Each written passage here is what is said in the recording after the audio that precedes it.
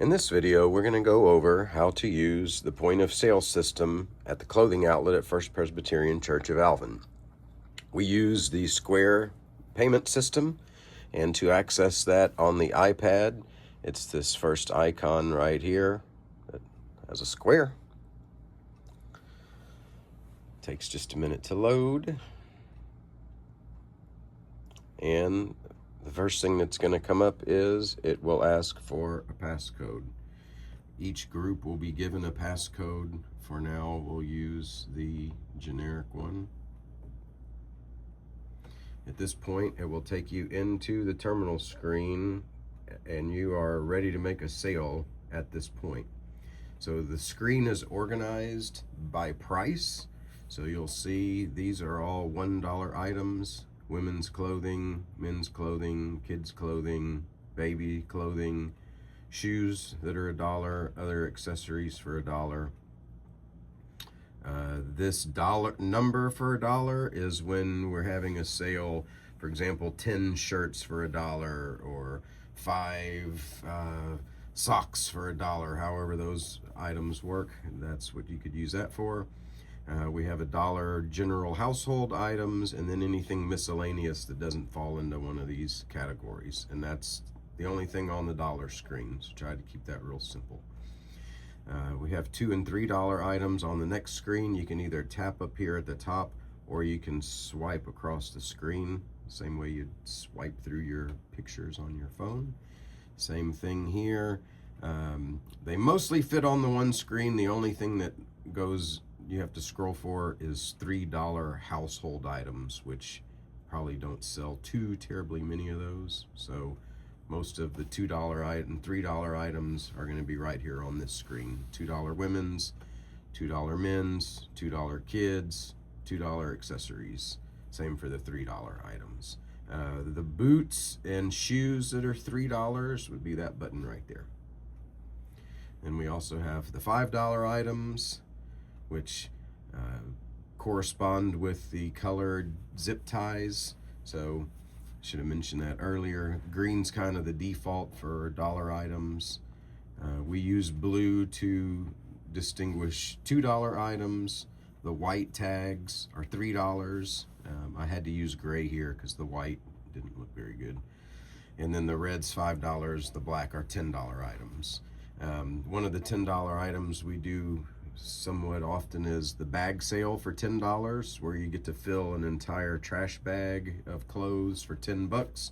So that's that right there.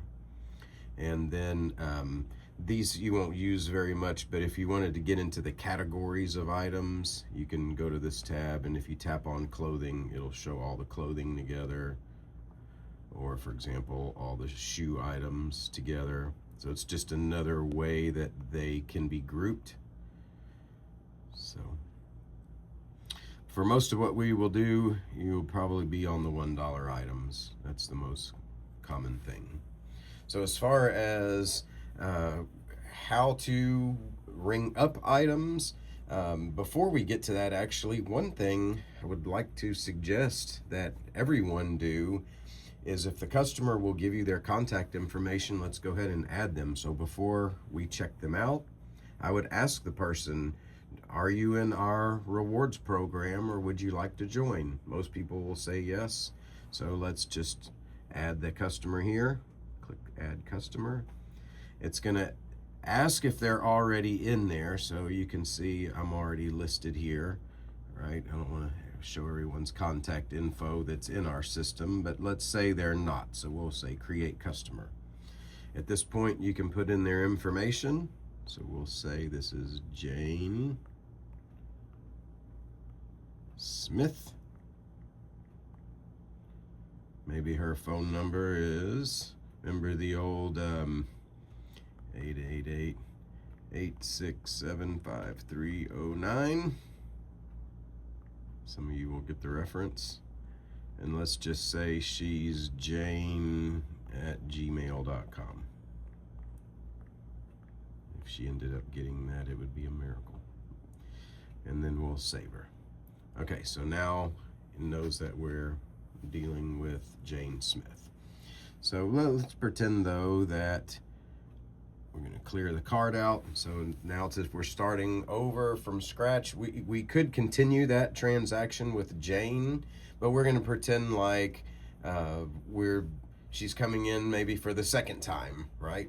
So now it's wanting to know who are we checking out so we can add the customer. Well, now you can see it already pulls up Jane in the record, or you can enter any of her information. For example, he could ask for the last 4 digits of her phone number, 5309, and there she is, or her email, or any other piece of information the person's given. So we'll tap on her. So now it'll associate all these items with Jane, which is very helpful because if you want to look back over time, we can see when they shopped and the kinds of things they've purchased and that type of information, and then possibly even create special deals or savings groups for regular shoppers or those kinds of things. So if the people will give it, I do suggest that we get their contact information and add them to our system, just like all the other stores nowadays do. So as far as ringing up the items is really simple. There's 1 of 2 ways to do that. You can either tap them on the screen. So we'll assume that the customer has brought their items. They have a big pile of clothes here that they're ready to check out. So now we're going to actually start ringing up the sale. So you can literally tap the button on the screen. So we'll say they have 4 shirts. 1, 2, 3, 4. You'll see up at the top here it shows 4 items, and it already shows those 4 are shirts. Maybe she has 2 pair of shoes. You'll see it just started showing those. The newer items are on the top, by the way. Let's pretend, I mistapped. Maybe instead of 4 shirts, she only had 3. So you can tap on that item right here to change the quantity from 4. We could go down to 3, hit save. That'll update that. Or maybe instead of 4, maybe she had 5. Run it up to 5. We'll click save. Now it shows the 5 shirts. We'll just continue checking out. Maybe she had 4 for $1 here, and maybe she had some $3 boots. Switch to this screen, tap the $3 boots. Maybe she had a good shopping day and got a couple of those. Maybe she bought a red tagged men's shirt for her husband to be nice. And one thing you check up here at the end, 12 items. Now remember, on a situation where it's 10 for $1 or something like that, the 10 for $1 is going to count as 1 item in the system. So just remember that. If there's just like a bag sale, the bag could have 50 pieces of clothing in it, but it's 1 bag, 1 item as far as we're concerned here. So but that's just a quick check up there. You can see she has 12 items, and at this point, if she is ready to check out, you'd say charge. So her total right now is $22, and there's several options available here. Cash, what a lot of people will use. So you can see at cash, it already gives you the predetermined amounts. So 22 will be an option there. It'll also give you some suggested amounts that they may pay with. And these are already put in there, calculated based on what the total is. So it'll round up to 25, or maybe they have $30 or $40, or let's say they give you some other amount. You can tap custom, and then you can put in the actual amount that they gave you. Maybe it was something like $26. And then you would hit tender, and it will complete that sale. I'm going to go back right now because we have other things to show. So the next is if you're going to take it as a credit card. You would right here insert or tap, and now that activates the credit card payment screen. Right over here you'll see insert. This is where you would insert the chip, and if they have a tap, you would tap the card up here. They can also tap their phone to that, and we'll go through that in a minute. But let's say we're going back, so I'll click all payment options. Now we're back to our how are you going to pay screen. Another thing we may run into is, let's say the person has a voucher. So instead of having an actual payment, they may be in the system as using a voucher. In that case, we can either do one of two things. We'd go here to house account. It's going to want the override, which we may need to, we'll have to fix that for permissions. We'll show that as a separate use case, but we'll click house account, add their voucher information, and then they will be good to go. So back to our main payments here. Let's say the person just pays $25. We're going to tap on 25 in cash. You'll see it recorded the payment. It says they paid $22. They get $3 in change back. Would they like a receipt? You can text it, you can email it, or say no receipt. Obviously, if we push either of those, it won't work because, or some random person will get a receipt. So we're not going to do that. We'll say no receipt for now, and I'm just going to click no receipt. So make sure you give the change. It shows here the payment is complete and this sale is done. So you would click here, new sale, and we're ready for the next one. It's that simple. One other thing that might come up that you would need to do, go to transactions here. You can see this $22 sale. Obviously that is one that we don't want to leave in the system. So I'm going to click on that sale here and we'll do a return. It's going to want the override passcode, which I believe this one will not do it. There's a separate passcode for that, which I will enter here. We will fix this on all accounts eventually. So now it's asking, what do you want to return? Let's say the person in a traditional clothing store situation, maybe they just returned one of the shirts. So you could click just to return that one, or maybe this one, click next, and it would just refund those items. In our case, we don't really take returns. I'm just trying to void out the entire sale. So I'm going to click select all items, click next. And then it's asking, are we going to restock? So what that means is, if we're bringing these items back, are they going all back on the shelf? Typically, you would want to select the items and do all that. In our example case here, we don't really care. So I'm just going to click skip restock. And then it's asking, how are we doing the refund? Well, since they paid in cash originally, it's defaulting to cash. If they paid with a card or a store account or whatever else, it would default to that option. So in our case, we're going to leave it on cash. It wants the reason for the refund. You have to answer that. So we're just going to say accident. We charged them on accident, or maybe they returned the goods. It's probably more appropriate. And then we'll click refund up here at the top. So the system says it's been refunded. Click done. And you'll see over here where their sale was made, and then over here it's minused out. So we can go back to the checkout screen, and we are ready for the next customer. You can go directly to the customer screen, and again, see the customers and their information in there. What else? Back at the checkout window.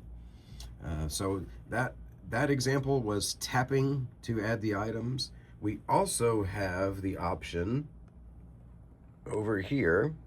We have a barcode scanner and a scan cheat sheet on a piece of paper. So the other way to do it is to grab this gun, and you can take the gun and scan, for example, if it's a women's $1 or whatever it is, you can scan that code on the sheet, and you'll see over here, same thing, tracking the items. So some people might find that this is faster to scan them on here, and you'll see I'm scanning multiple women's, for example. So you'll see that just tallied up to 9 shirts here. Same example. Oh, I clicked one too many. I scanned one too many shirt. You can just back it down, adjust your quantities. Same concept. Maybe again, add customer here option if we can get it. Click to add the customer. I'd highly recommend that. And then the same process to check out as before. One thing you can do too, let's go through just a couple other quick things that might come up. Let's say the person decides at the last minute they don't want to shop here, don't want to do any business, and you just want to clear the entire thing out. You can tap up here, these three dots. Oops, sorry, wrong three dots. The very top is the ones you want. And then here you'll see the option that says clear cart. Click that, just voids everything out, and now you're ready to start fresh again.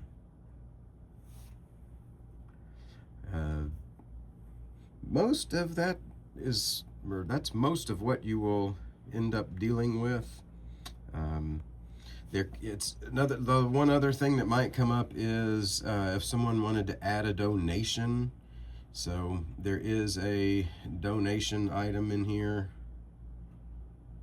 Right here, it's under special $1 donation. The nice thing about the donations is that tax is not included in that, so we don't have to pay sales tax on that. It's a free gift. So if someone does donate, love that. If they're donating $10, just click it 10 times. Easiest way to do it. One other thing I wanted to mention is just some general troubleshooting.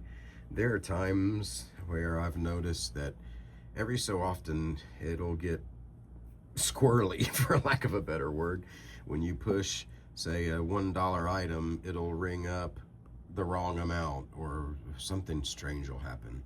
So in a case like that, the best thing to do is just close out the Square app and restart it. So the way you do that is you want to swipe from the very, let me zoom out a little. You want to put your finger below off the screen, swipe up from the very bottom this way, and you'll see now, go back down. If I go up here, that brings up that dock where we got to the app. So if you keep swiping up, it kind of takes you into the main iPad screen. From there, you're going to swipe up again and over to the right. That will show you, it'll kind of dock the app in the corner there. If we had more things open, let's say, I'm just going to tap in another area here. Let's say you were using the calculator app, and now you want to get out of that. Same thing, you just swipe up from the very bottom, like this little bezel area, swipe up. Now you're back to the main screen here. So if you needed to close out the Square app, if you swipe up and kind of to the right, now it shows there's two running apps. One is the calculator, one is Square. So to close it out, you just swipe it off the screen, like that. So that just closed it out. Now Square is the only thing running. If I do this and swipe it off, now that's closed as well. So there's no apps currently running. So then just tap on Square again, and you'll see, get to look at me in the camera, hello. It's connecting the device, so you just give it a second, and then we'll put in your code using a temporary one again, and now we are ready to go again. So did want to cover that just in case there was ever a problem with the app. Once again, to do that, swipe from the bottom up. That puts it in the corner. Swipe it off. Now it's closed, and you can relaunch it. Get to look at me one last time. I hate being on camera. Okay, here's the last one, and we should be good to go. If you have any questions on this, feel free to call me. I'm happy to help. If there's anything we need to add to the video or make some additional tutorials on, please let me know that as well. I'm happy to go over anything. So thank you for your service to the clothing outlet, First Presbyterian Church, and to the Alvin community. We really look forward to having all of your groups here and making the impact. So appreciate you watching, and Go forth.